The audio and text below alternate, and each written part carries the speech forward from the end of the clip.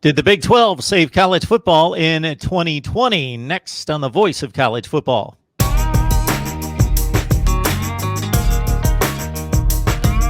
MarkRogersTV, the Voice of College Football, breaking down the game we love each and every day with the best bloggers, broadcasters, and writers in the nation. And certainly we've gained great contribution and support from the folks over on A Last Word on College Football, including Jason Ray, who joins us on a regular basis to talk Oklahoma and the Big 12.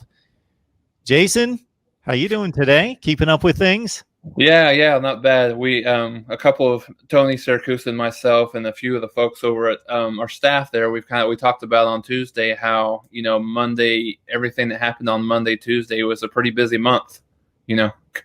The 2 days, it was, obviously jam-packed with, information really kind of changing, obviously by the hour and almost by the minute from time to time in terms of, what conferences are doing, what they're looking, what the outlook of the 2020 season looks like. So yeah, it's been a busy a couple of days. Last couple of days, we've been able to, kind of come up for air a little bit, but, I think as we go on here the next, a few weeks and certainly the next month, things will still be changing and moving as, in a rapid pace. So in focusing on the decisions made by the Power Five, the Pac-12 and the Big Ten have made their decisions. Yeah. No football for the fall. They're looking ahead to the spring, possibly.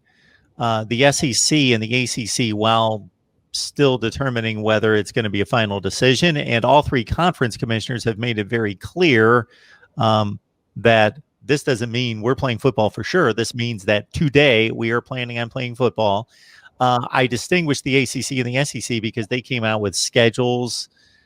They were pretty vocal in making updates, and the Big 12 seemed to kind of hold back for a number of weeks there, and we didn't exactly know where the Big 12 stood. But as it plays out, the Big 12 might be in a position where I don't know that we've heard a definitive word out of the ACC or the SEC, but it almost seems as though those two may not have played without the Big 12.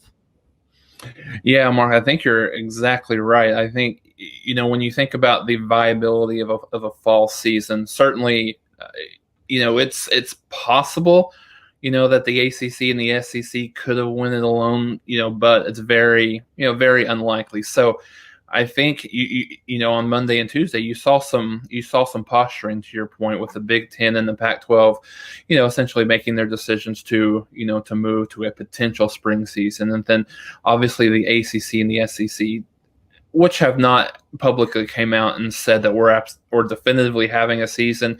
They have been in the camp of we're continuing to take things slow. We're being patient. We're moving along slowly as if we're planning on having a fall football season. So, with that, I think the Big 12, essentially was in a position where, they could have been, the deciding factor as far as, choosing to move forward or to delay or really, what decision was lied. And I think it was really interesting that, very shortly after the Big Ten and the Pac-12 made their decisions, then the Big 12 presidents met later that evening. And then, very shortly, the ACC and the SEC conference had an official release talking about, exactly like their plans on moving forward, not making any immediate decisions right now in terms of what the fall season would look like. So I think the Big 12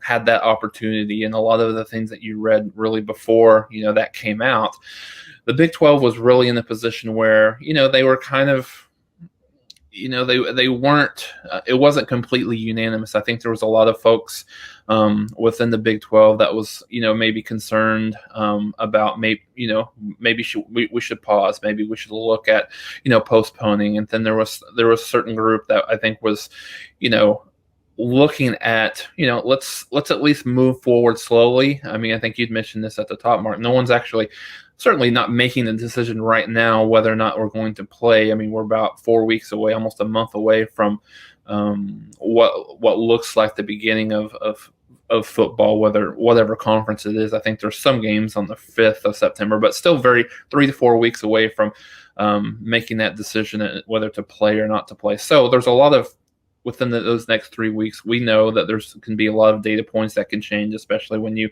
introduce students back into the school as well on campus. But I think what the Big 12 was able to do is at least give the college football fall season a lifeline right now, and that was that they had decided to move forward with the season. And I think there was a couple of key points that the Big 12 had kind of moved forward with. One of the things that we had heard a lot from the Big Ten and the Pac-12 was a lot of the concerns from a long-term health perspective, specifically from a cardiac perspective. And I think the Big 12 had taken some steps around student athletes that test positive, going through EKGs and going through heart tests just to kind of make sure that they have the pulse on that. So a couple of those are a few of the things that I think that the Big 12 took an opportunity to, enhance their protocols, to at least put themselves in a position to be able to, say that we can play this fall. Yeah, Jason Ray on the line for last word on college football. He and the rest of the staff over there have certainly done a nice job of covering a situation that changes by the day, by the hour, by the minute at times, ever since certainly the Big 10 and the Pac-12 laid down the gauntlet in regards to making what some would consider pretty hasty decisions and not weighing it out and waiting to make a determination on the 2020 college football season. And now talking about spring football, Oklahoma and the rest of the Big 12 have are committed is the word that is being used. And I think it's pretty accurate to say, yes, if in these trying times, you're still have players on the field and coaches on the field instructing these teams and practicing each day, and you're building a schedule and you're working each and every day toward that goal, that seems pretty committed to me, that there would have to be a change in data, in evaluation of the data to change that direction and change that ultimate decision, Jason. When you listen to Commissioner Bowlesby and maybe various athletic directors around the conference talk, in addition to their confidence and commitment to playing the season, what seemed to be those possible trigger points that could change that decision? I think one of the things that's really been a prevailing comment and thought, Mark, over the last few days was that I think a lot of these conferences, specifically the Big 12, the SEC, and the ACC, the coaches, the athletic directors, they really feel that the student athletes are much safer with them as they would be in what we would call maybe the general population within the students on campus. And I agree. And I think that can't be lost when we're having this discussion. I think these kids have. You've seen by the way these kids through all the conferences have come out and talked about, how they want to be safe and how they want to, make sure that they maintain those safety protocols as we're going through fall practices, as we're going through looking at entering a season. So, and I also think that they've seen, they pay attention to, as much as we maybe sometimes don't want to give them that credit, I think they do pay attention a lot to, exactly what's happening around them, not necessarily from a football perspective, but also, look at what's happened in Major League Baseball. Some of these players, they've made bad decisions. So they've caused the St. Louis Cardinals as one. I think the Phillies are another. So there's been a couple of teams that have had to stop the Florida Marlins, as Miami Marlins, I should say, is one as well, where, these individual players or athletes have went out and, kind of bucked the system and kind of done their own thing. So I think that I think that these players will be kind of separated through the rest of the population on campus. And I think they'll have those protocols in place where they will be much safer, as safe as they can be, I think, with their individual units that they've been with, since those voluntary workouts started probably a few weeks ago. So I think more than anything else, Mark, that's probably the most prevailing thought that's really separating what the Big 12, SEC, and ACC decision has been. And that's why I'm not buying the rhetoric out of the Big Ten and Commissioner Kevin Warren in regards to every conference is different. It's a regional sport. Every region is different in culture and in certainly the hot spots and the pike and the spikes Right. of this pandemic. Yes, that's absolutely true. We have a couple different outliers. We have New York City and now Los Angeles, California, that's obviously concentrated in population and has suffered. And then we've got Wyoming and Montana where, you don't see a person for hundreds of miles, and obviously their rates are extremely low. Right. But elsewhere in the country, this has been going on now for almost 5 months. We've seen the peaks and the valleys go up and down. I live in an area that was having a rough time early, and now is restricting travel from 35 other states because it's going so well here. Right. And we've seen in Texas where it went extremely well for a long time, and then they have recently had their issues. So I don't buy the whole regionalization part of that, and especially based on what you stated about there being a semi-bubble around a football team in any season. Their schedules are very regimented that could be amplified in these circumstances, whether you're in Los Angeles, California, or Tuscaloosa, Alabama, Right. or Norman, Oklahoma. Once those athletes step on campus, they're in the same place.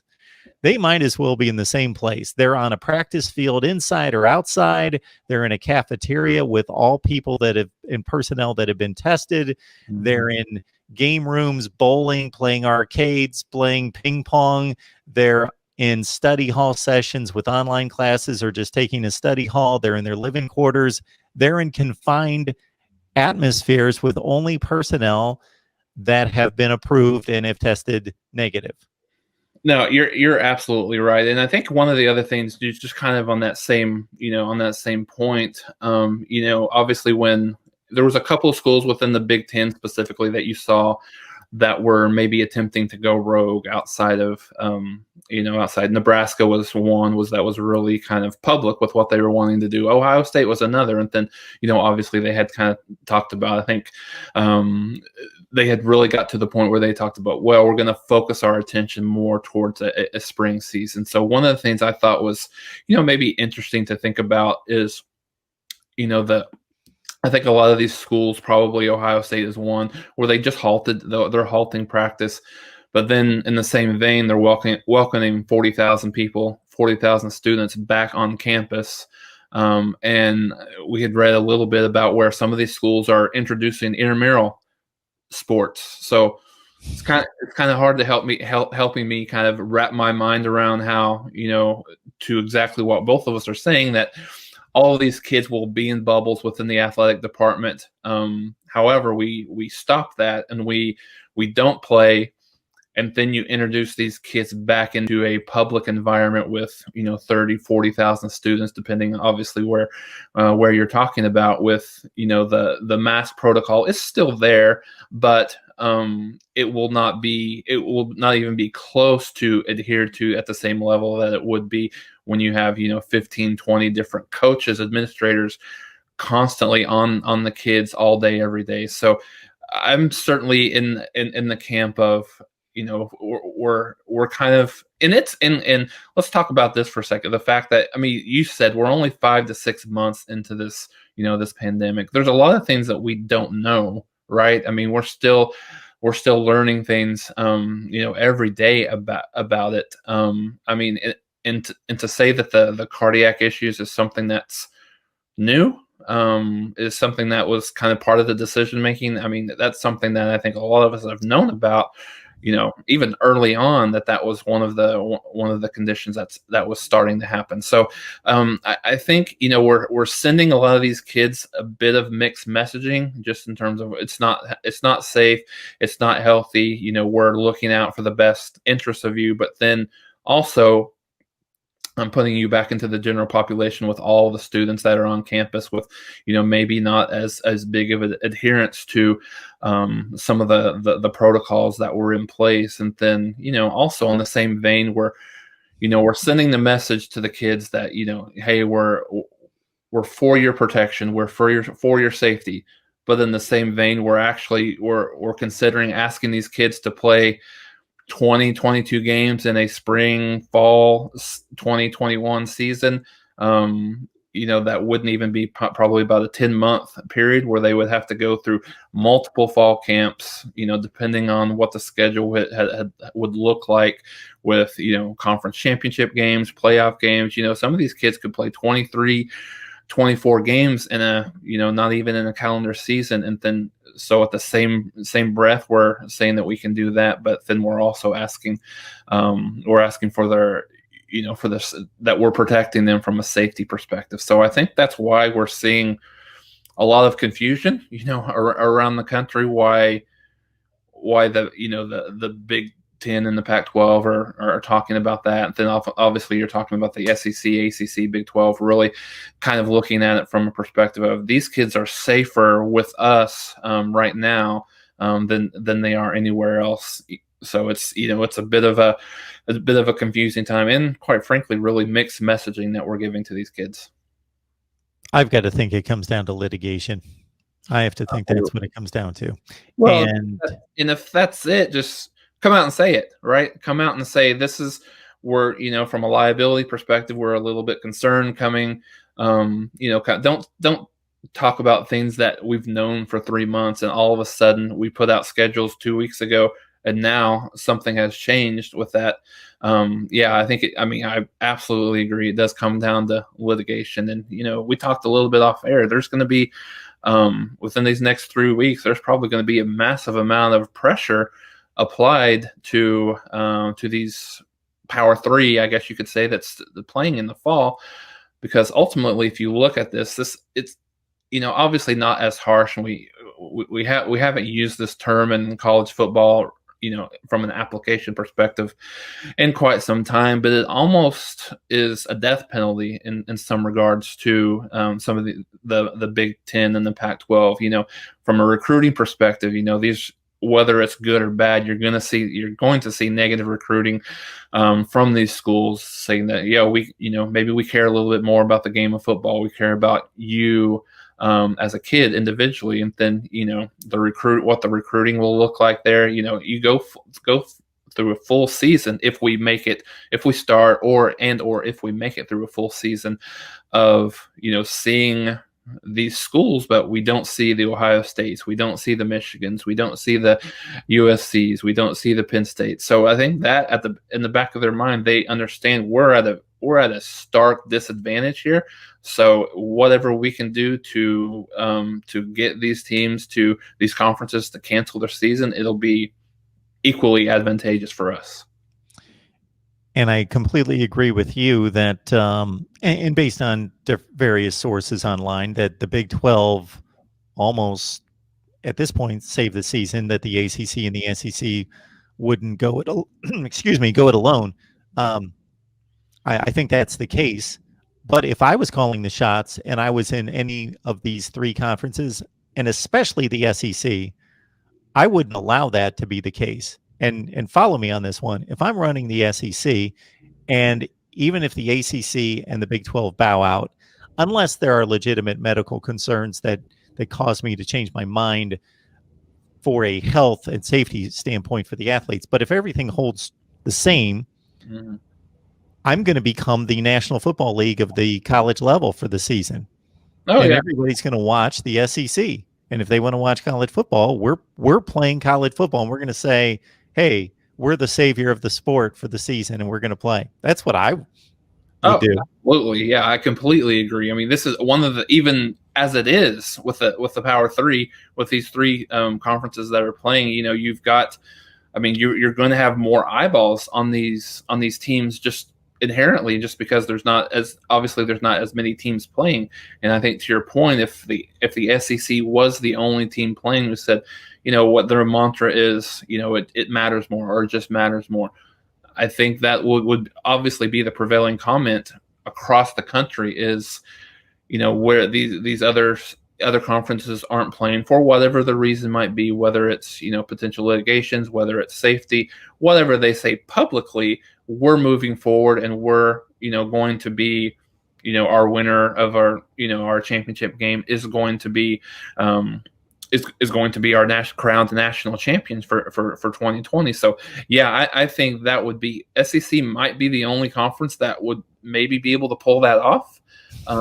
Given the power that they've had over the college football just world over the last 5-10 years. But kind of frankly, where I'm at, I don't know if we how much we want to get into what's going to happen or what do we believe from an opinion perspective. But unless things get really worse over the next few weeks, I would be surprised if any of the Power Three really pull out at this point, unless we have some major outbreak. But because I wouldn't anticipate any major outbreaks within these schools before play starts, right? Because, I mean, what's going to be different now than we will see in a couple of weeks? They're still within their same team. They're hitting each other, but they're being tested 2-3 times a week, and I don't see anything different.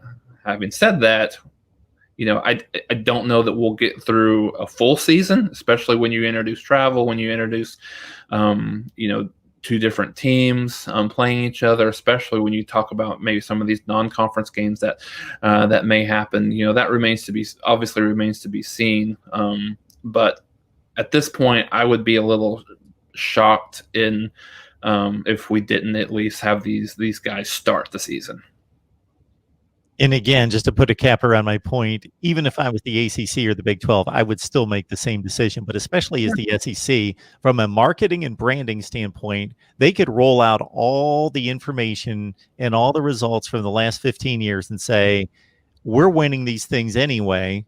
So just because everybody else isn't playing, when we play that SEC championship game, that's pretty much the national championship. I just think that I don't want to see it come to that. Right. I would just think that they could almost pull it off. Yeah, you're right. And again, one of the things we had talked about, there's very clear division in the nation right now, and obviously we've seen that kind of filter over to the athletic space, and more specifically the college football world. But one of the things about 10 years ago, the Big 12 had an opportunity to make really a really big move on the in the college football landscape, where conference realignment was really heavily talked about. And Oklahoma, Texas, Texas Tech, Texas A&M, Colorado, Missouri. At that time, there were 6 schools that were that were rumored to go join the Pac-10 at that time to make the first really big super conference, mega conference. And I think a lot of the sources that I had talked to at that time said Oklahoma was very, very close to pulling that trigger, like almost like 30 minutes away to pulling that trigger. But I think at the end of the day, what happened was the Pac-12 wasn't willing to give Texas, their Longhorn network. Texas wasn't willing to give up the Longhorn network. So I think at the end of the day, that was kind of what, kind of curtailed that deal. And through these last 10 years, I think you've seen, maybe a little bit on the field and off the field, as well as the Big 12 being a little bit of a wallflower from a conference perspective. I think before they were actually the 12, you had Nebraska, you had Texas A&M, you had a lot of clout really from a national power perspective. And now it's really Oklahoma and Texas, and Texas hasn't been, an incredible strength on the field over the last, 10 years as well. So it's really been kind of Oklahoma holding the Big 12, up, so to speak. So I think, not sure, what kind of went into the decision making, whether they felt like, maybe they had some pressure to redeem themselves from, something that had kind of happened a decade ago, or if it was, more so they wanted to be more in lockstep with the SEC and the ACC as real power players within the college football world. But I think this may be seen nationally as something that the Big 12 was willing to hold their feet to the fire and say, hey, we're in this together with you guys. We want to at least right now move forward. Jason, we've got just a couple minutes to address the scheduling. So if you could just kind of run down what it looks like for Oklahoma and the rest of the Big 12, which I always say is the purest conference championship anyway, because everybody plays everyone. And it's going to be the same this season from that standpoint, at least. Yeah, definitely. So, the scheduling models are obviously different within a lot of the conferences. The Big 12 has kind of used the ACC scheduling model where they will have a full conference schedule plus one non-conference game. And really that was the Big 12 had to do that. There was really no other choice, with only with 10 members, you would only have 9 games. So, you would have a competitive advantage from the SEC and the ACC with that extra really kind of data point there. So Oklahoma is, as of right now, is scheduled to begin the season September 12th versus Missouri State, which, obviously, essentially that's a scrimmage before they start the Big 12 season. But also something, that I think we do see, some of the schedules that haven't been completely ironed out across the country. But I think one of the things, and Tony and I talked a lot about this as well, is I think you're going to see a lot of these FBS teams. They understand kind of the financial situation that some of these other schools are in, specifically SCS schools. So I think, more than anything, it's a partnership, I think, between FBS and FCS, especially knowing that they're not going to have a fall season. And they're trying to get some spring season going on. So basically, what Oklahoma's doing is they're paying Missouri State $600,000 for what could amount to a 1-game season for them. So, but at the same time, what that does for them is that completely funds our athletic department for the year. So I think that's a good thing that we're seeing this year. And then, we talked about it's very front loaded for Oklahoma this year. They'll have a week off after that game against Missouri State, and then they'll start their conference season. It's very front loaded. They'll host Kansas State on the 26th, and then they have 4 consecutive games away from Norman, which would be they'll start at Iowa State on the 3rd of October. And then obviously they'll have the Red River Shootout with Texas, and presumably in Dallas again this year. No state fair, no cotton, no hundreds of thousands of people there, but they're still planning on playing at the Cotton Bowl as of right now. And then they have back-to-back road games against TCU and against Texas Tech. If they get a chance to get through that unscathed, I think you'll see a real opportunity for them to go undefeated. They'll host Kansas, Oklahoma State, and Baylor, 3 of the 4 games the remaining of the season, and then they do travel to West Virginia, which will be interesting. But if they can get through that first 5-6 games of the season undefeated, they have a real chance of going undefeated, I feel like, in this season. Jason Ray with a word on the Big 12 in Oklahoma for Last Word on College Football. We encourage you to head on over there and check out Jason's work, Tony Siracusa and the rest of the crew, Kevin McGuffey and staff that do such a great job of coming over here and sharing their insight and knowledge with us as well. Jason, we appreciate it. We'll keep our fingers crossed. Spend some time on our knees, whatever the mode that everyone thinks will be most effective in getting a college football season underway. Absolutely. Thank you. Thanks for having me.